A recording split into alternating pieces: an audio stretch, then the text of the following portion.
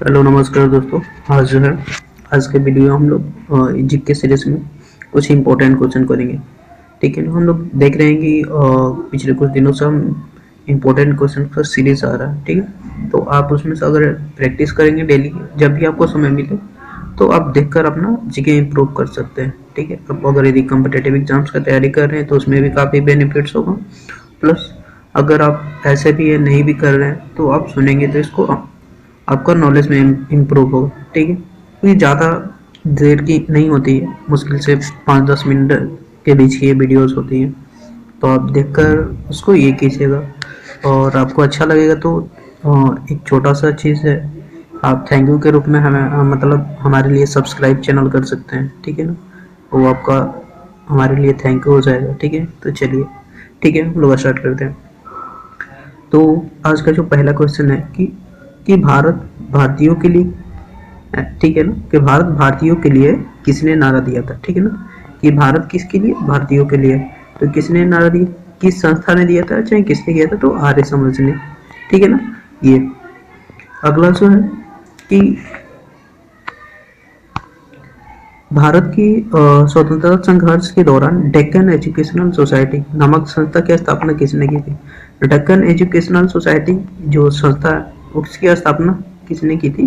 तो आपको option A है जवाहरलाल नेहरू, ऑप्शन बी है रविंद्रनाथ टैगोर, ऑप्शन सी है व्योमेश चंद्र बनर्जी, सॉरी ऑप्शन सी है बाल गंगाधर तिलक, ऑप्शन डी है व्योमेश चंद्र बनर्जी। ठीक है, आपका सही आंसर होगा ऑप्शन सी बाल गंगाधर तिलक। ठीक है ना। डेक्कन ये भी पता होगा कि ये महाराष्ट्र से जुड़े थे बाल गंगाधर तिलक ने। ठीक है ना, तो ये आपको आपको पता होगा कि इन्होंने होम रूल लीग आंदोलन भी आरंभ किया था। ठीक है ना, जो महाराष्ट्र में था।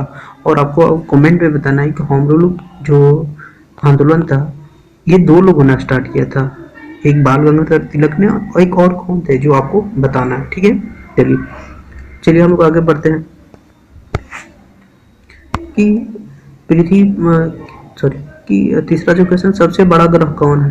तो आपको इसमें आसानी होगी, इजीली बता सकते हैं। तो वो है बृहस्पति, सबसे बड़ा ग्रह। ठीक है, मैं बता देता हूँ ये जो है कि भारतीय डेक्कन जो बाल गंगाधर तिलक थे, जो उन्होंने दूसरी जिन्होंने ना वो स्टार्ट किया था हम लोग आंदोलन, वो थे एनी बेसेंट। ठीक है ना, वो थी एनी बेसेंट थी। ठीक है ना, वो फॉरेनर थी। तो आपको ये याद है। चलिए हम लोग आगे बढ़ते हैं। पृथ्वी पर दिन और रात होता है। ऑप्शन ए है दैनिक गतिकरण, पृथ्वी की दैनिक गतिकरण, पृथ्वी का वार्षिक गतिकरण, छमाही गतिकरण और तिमाही गति के कारण। तो आपको दिन और रात होता है तो ये पृथ्वी की दैनिक गति के कारण। ठीक है, हालांकि ये इसका टर्म अगर जीव भूगोल के शब्द से देखें तो अलग है। ठीक है ना, तो एक होता है घूर्णन, घूर्णन गति के कारण, यहाँ दैनिक गति दिया हुआ, लेकिन जनरली आपको मिलेगा घूर्णन गति। ठीक है ना, वो घूर्णन गति के कारण दिन और रात होती है। और एक जो होता है परिभ्रमण, परिभ्रमण की वजह से जो ऋतुएं और मौसम में परिवर्तन होता है वो देखने को मिलता है। ठीक है ना, चलिए हम लोग आगे देखते हैं। सबसे छोटा ग्रह है, सबसे छोटा ग्रह कौन है। तो ऑप्शन ए है मंगल, ऑप्शन बी है शनि, ऑप्शन सी है बुध, ऑप्शन डी है नेपच्यून। तो हमारा जो सही आंसर होगा वो बुध, सी, ऑप्शन सी। ठीक है, ये सबसे छोटा ग्रह है। और आपको एक क्वेश्चन देता हूँ कि जो बुध है सर का एक रोटेशन मतलब एक परिभ्रमण कितने दिनों में कर लेता है, ये आपको बताना है। ठीक है ना, समझ में आपको ये बताना है। देखिए मैं ये क्वेश्चन इसलिए दे रहा हूँ कि आप इसी बहाने सर्च कीजिएगा ना गूगल पर तो कुछ आपको जानकारी मिलेगी और आप जरूर इसको कीजिएगा सर्च कर तो उसी बहाने कुछ हो सकता है एक दो दूसरा कुछ ज़्यादा ही सीख जाए। ठीक है, तो ये ठीक है। चलिए हम लोग आगे बढ़ते हैं। पृथ्वी पृथ्वी का सबसे भीतर वाला भाग क्रोड किसका बना होता है। ठीक है ना, ये पृथ्वी का इंटरनल स्ट्रक्चर से जुड़ा हुआ है। ठीक है ना, आपको पता होगा ना कि पृथ्वी जो है जनरली मुख्य तौर पर उसको 3 परतों में विभाजित किया गया है। ठीक है ना, ताप एवं दाब के आधार पर वो 3 लगभग है ना वो है। तो ऊपरी जो होता है उसको क्रस्ट बोलते हैं, बीच वाला जो होता है एक मेंटल होता है, और जो अंदर में इस तरह का है उसको क्रोड बोलते हैं या कोर बोलते हैं। ठीक है ना, ये जनरली आपने पता हो कि ये किसका बना होता है। जो क्रस्ट होता है वो किसका बनता है, सियाल का, सिलिका और एल्यूमिनियम का। और जो तो जो बीच वाला भाग है जिसको मेंटल बोलते हैं वो सीमा का बना होता है सिलिका और मैग्नीशियम।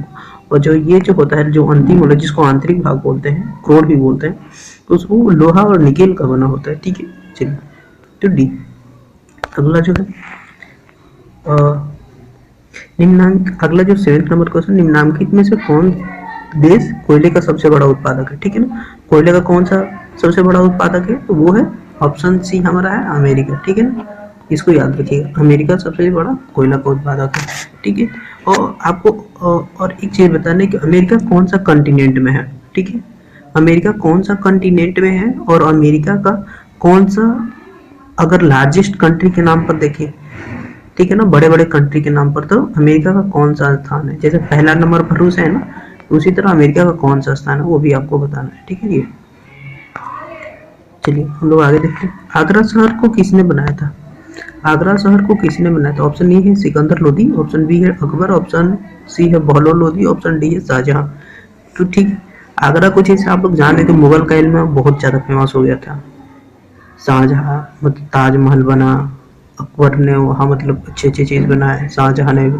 लेकिन इसको जो जो आगरा शहर को जो बनाया था ना वो सिकंदर लोदी था, ऑप्शन ए। ठीक है ना, इसके वो हालांकि उतना कुछ उस समय नहीं बनाया हुआ था, बना पाया था, लेकिन जो बनाया था ना जो भी जैसा भी, तो शुरू में जो किया था वो सिकंदर लोदी था। ठीक है, चलिए आगे हम लोग देखते हैं। राष्ट्रीय प्रतीक के निचले भाग में उत्कर्णित शब्द सत्यमेव जयते। ठीक है ना, जो हम लोग सत्यमेव जयते जो शब्द है ना राष्ट्रीय प्रतीक के रूप में इसको अपनाया जाता है, या कहीं कहीं लिखा हुआ आप देखे होंगे।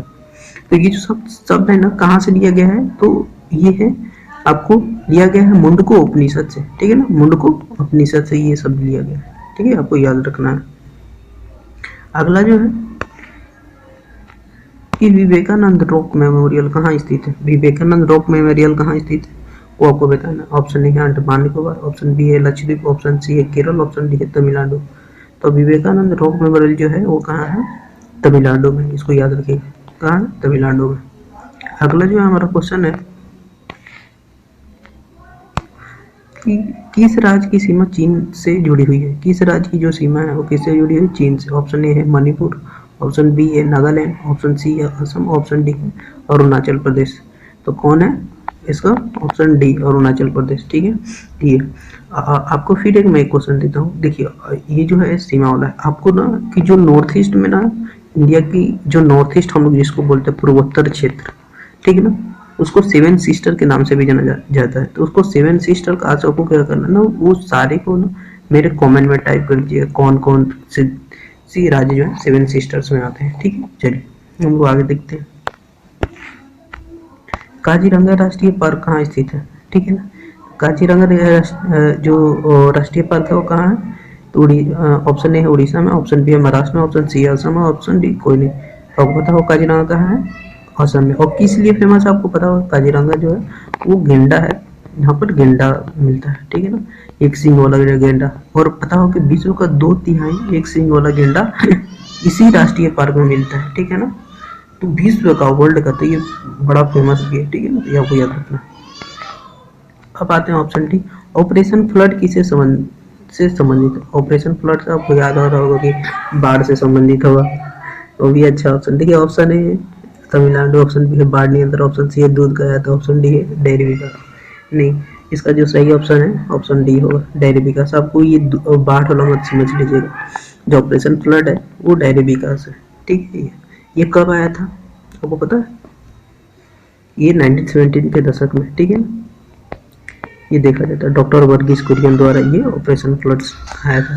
और काफ़ी मतलब एक इम्पोर्टेंट ऑपरेशन फ्लड का अगर पढ़ेंगे आप तो उसके बारे में देखेंगे, काफ़ी कुछ आपको सीखने को मिलेगा। ठीक, चलिए आगे हम लोग देखते हैं। राणा प्रताप सागर संबंधित है कहाँ, किससे? सौर ऊर्जा से है। राणा प्रताप सागर, ठीक है ना, संबंधित है सौर ऊर्जा से, सिंचाई से है, नाभिकीय ऊर्जा से, जल विद्युत से। तो इससे जल विद्युत तैयार किया जाता है राणा प्रताप सागर से। ठीक है, ये लेकिन कई सारी चीजें हैं जो बहुउद्देशीय होते भी। ठीक है ना, बहुउद्देशीय भी है, इसको बहुउद्देशीय भी बनाया जा सकता है। ठीक है ना। गायत्री मंत्र किस पुस्तक से लिया गया है? तो गायत्री मंत्र है, अब ये तो जानते हो वो ऋग्वेद में वर्णित है, गायत्री मंत्र ऋग्वेद में वर्णित है। अगला जो है राष्ट्रीय खेल दिवस किसे मनाया जाता है, सॉरी, राष्ट्रीय खेल दिवस किस दिन मनाया जाता है, कब मनाया जाता है? ऑप्शन ए है 29 मार्च, ऑप्शन बी है 29 अगस्त, ऑप्शन सी है 20 सितंबर, ऑप्शन डी है 2 दिसंबर। तो इसका जो सही ऑप्शन है वो क्या होगा? 29 अगस्त। 29 अगस्त को राष्ट्रीय खेल दिवस मनाया जाता है। ठीक है, तो ये कुछ इंपॉर्टेंट क्वेश्चन थे। ठीक है ना, आप पीजीडी को देखकर खाते पीते कभी भी सुन सकते हैं, वो आपको ये अच्छा रहेगा, मतलब सीख सकते हैं। अगर आपको हमारी ये चीज़ें अच्छी लग रही है, सीरीज अच्छी लग रही है, हम डेली बनाने की कोशिश करें, तो आपको हमारी अगर थैंक यू के रूप में कुछ करना है तो हमारे चैनल को सब्सक्राइब कर लीजिए और बाकी डेली एक जो कभी भी आपको समय मिलता है वो देख लीजिए। चलिए, थैंक यू।